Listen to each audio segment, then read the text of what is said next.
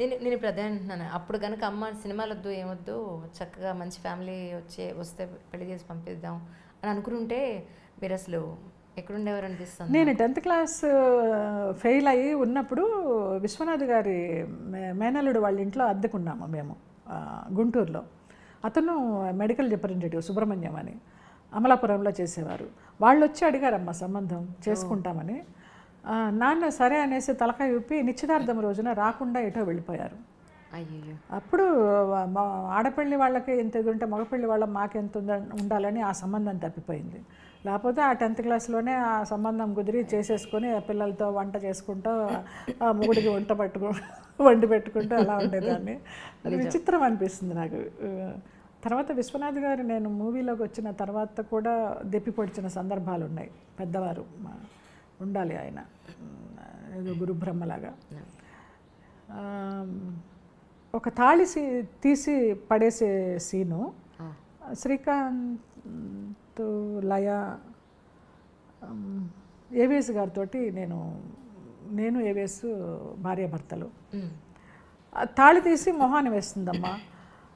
అరే first టేకే okay చేసేవే, నీకు తాళి తీసేసేయడం అలవాట అని అడిగారు. టక్కున అసలు ఎంత బాధగా ఉంటుంది. ఎస్, చాలా ఆయనకు ఉండిపోయింది అది. ఆ మేనల్లుడికి సంబంధం కుదరలేదు అనేది ఉండిపోయింది. కాదు, సంబంధం లేదు కూడా. అయినా కూడా అంత పెద్దవారు అంత విజ్ఞానులు కూడా ఆ సందర్భంలో ఆ మాట అనడం నేను చాలాసార్లు తలుచుకున్నా. అది ఏమల్లా నేను మేకప్ రూమ్లోకి వెళ్ళి ఒక 2 కనీటి బొట్లు రాల్చేసి మళ్ళీ నాకు నేనే సర్ది చెప్పుకున్నా, పెద్దవారు పితృ సమానులు అనేసి.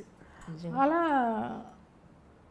నన్నేమో ఆయన ఎంకరేజ్ చేయాల. బ్రాహ్మలమ్మాయి, డిగ్రీ చదువుకున్నావు, మంచి డాన్సర్వి, మంచివాడిని చూసి పెళ్లి చేసుకోవచ్చు కదా, వేషాలు అవసరమా అని ఆయన అన్నారు. అభిమానం ఉండొచ్చు మనసులో. కానీ మిమ్మల్ని చూస్తే నాకు ఇప్పటికీ నిజం చెప్తున్నాను, అంటే మీరంటే నాకు అపారమైన గౌరవం ఉంది, ప్రేమాభిమానం ఉంది. కానీ ఇప్పటికీ నాకు 35, 38 కనిపిస్తుంది. కానీ అమ్మ నేను పిలవలేకపోతున్నాను.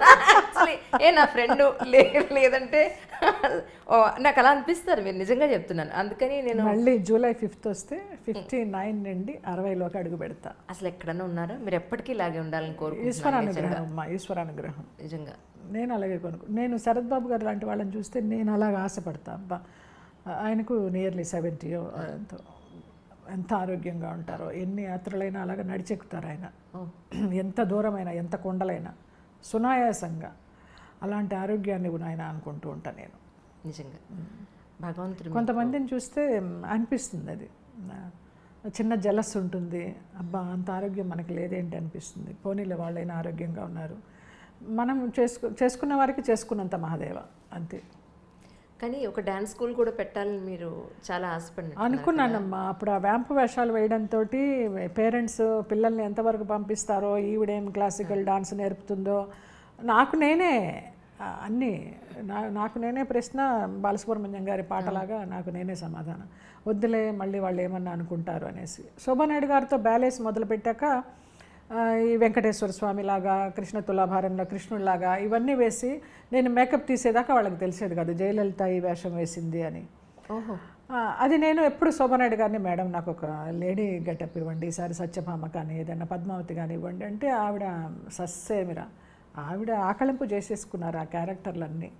ఎప్పుడు జెంట్స్ క్యారెక్టర్లో ఇచ్చేవారు కానీ లేడీ క్యారెక్టర్స్ ఇచ్చేవారు కాదు. అది విసుగొచ్చి అంతా అయిపోయేదాకా గుర్తింపు రావడం లేదని అలా వదిలేశాను. ఇక ప్రాక్టీస్ వదిలేశాను. కొన్నాళ్ళు ఈ కరోనా టైంలో, కోవిడ్ టైంలో ఎదురుకుండా పిల్లలకి వాళ్ళకి డాన్స్ నేర్పారు, క్లాసు తీసుకునేదాన్ని. ఎదురుకుండా ఐటీ అమ్మాయి వాళ్ళంతా వచ్చి చేశారు. తర్వాత నాకు షూటింగ్స్ స్టార్ట్ అయ్యి నేను షూటింగ్స్ బిజీలో ఉన్నప్పుడు వాళ్ళు ఇంటికి రావడానికి భయపడ్డారు. మీ షూటింగ్లన్నీ తిరిగి వస్తుంది, ఎక్కడ కోవిడ్ వస్తుందని అట్లా మానేశారు. అలా ఆ ప్రాక్టీస్ పోయింది. అన్నీ అంతే, అన్నీ మధ్యస్థంగా ఆగిపోవడమే. విల్ పవర్ అనేది కంటిన్యూ అవడల్లా, అది ఎంత సాధన చేసినా అవడల్లా. అది ఇంకా అవుతుందా అవదా తెలీదు. కూర్చొని చేసుకుంటూ ఉంటాం మెడిటేషన్. విల్ పవర్ కావాలని కావాలంటే కాదుగా, సాధన కూడా చేయాలి కదా. మీకు ఉందండి, మీకు ఉంది కాబట్టే నిజంగా ఇప్పటికీ మీరు అన్నీ తట్టుకుని ఇంత ఆ ముఖం మీద ఆ చక్కటి అదైతే నవ్వు. వాస్తవం. తట్టుకుంటా, ఏది నేను సీరియస్గా తీసుకోను. ఇప్పుడు ఇంత కాలానికి ఇన్ని ఒడిదుడుకులు చూసినా, ఎంత మోసపోయినా, అన్ని రకాలుగా చావు అనేది మాత్రం నా మైండ్లో రానేలేదు. చచ్చిపోవాలని, బ్రతికి సాధించు. ఎవరికైనా అదే చెప్తాం. నేను భరణి గారు తీసింది కూడా కీ అనే సినిమా. అవునండి. జిడ్డు కృష్ణమూర్తి గారి క్యాప్షన్. 100 చావుల కన్నా ఒక బతుకు గొప్పదో ఏదో క్యాప్షన్ ఆయన. నేను తప్పు చెప్పకూడదు, గుర్తు రావడల్లా ఇప్పుడు.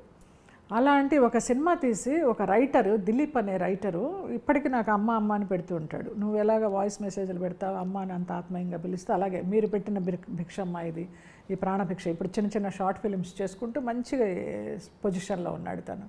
ఒక వారం ముందర చనిపోవాలనుకున్న అతను మా కీ మూవీ చూసి, ఆ షార్ట్ ఫిలిం చూసి అతను ఆ ఆలోచన నుంచి విరమించుకొని ఇప్పుడు భార్య బిడ్డలతోటి ఒక మంచి పొజిషన్లో ఉన్నాడు.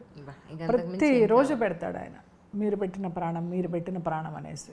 ఏమి లేదండి, మీకు ఆయుష్ ఉంది, ఇంకా ఏదో సాధించాలి, అందుకే మిమ్మల్ని భగవంతుడు తీసుకెళ్ళలేదు అంటూ ఉంటా. అతిశయోక్తిగా ఉంటుంది ఇవన్నీ చెప్పుకుంటే.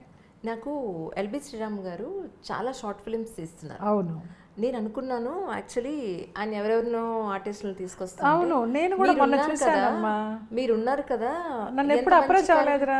అసలు నాకు అనిపిస్తుంది ఏంటంటే ఎవరైనా సరే ఒక సినిమా తీసేటప్పుడు సోన్స్ వాళ్ళు ఉన్నారన్న విషయం మర్చిపోతారేమో, అందువల్ల గుర్తురామేమో తెలియదు మరి. నేను మొన్న ఏదో చూసా, ఏజ్కి సంబంధించిన సబ్జెక్ట్ ఏదో. అవును, ఆ ఏజ్లో బ్రేకప్ ఏంటో ఏదో చూసే, అరే ఈయన మంచిగా చేస్తున్నారే అనుకున్నాను నేను. నన్ను ఎందుకు పిలవరు, కరెక్ట్ ఇవాళ గుర్తు చేసావు. మొన్న 3 days బ్యాక్ అనుకున్నాను నేను, అదేదో చూసి ఆ వీడియో క్లిప్ యూట్యూబ్లో.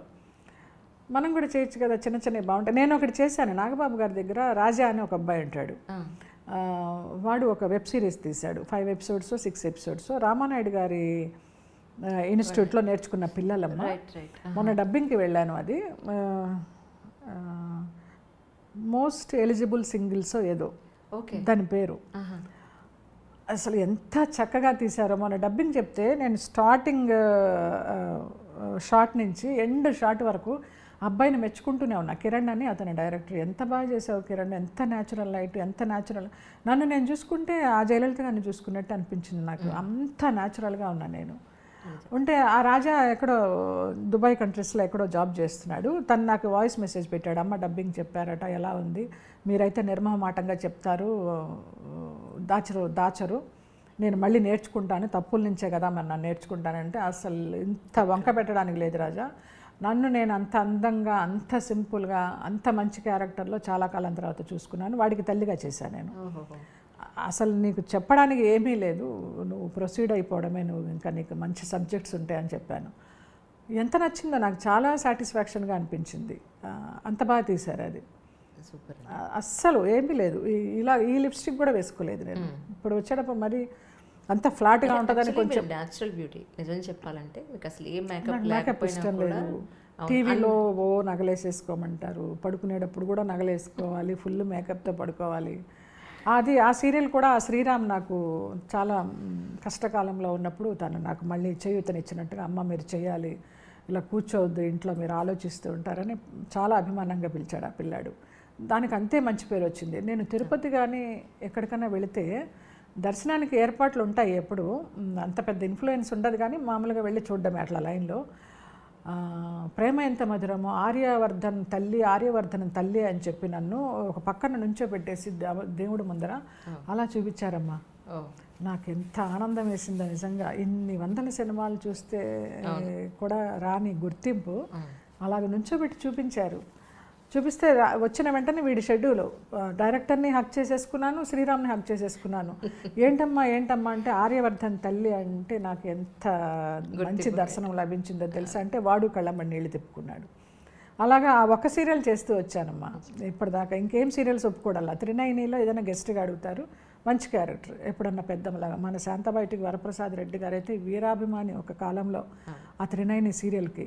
తర్వాత ఆయన తప్పప్పులు చెప్పడం స్టార్ట్ చేసేసరికి వాళ్ళందరూ ఆయనకు భయపడి ఫోన్లు అవాయిడ్ చేయడం స్టార్ట్ చేశారు.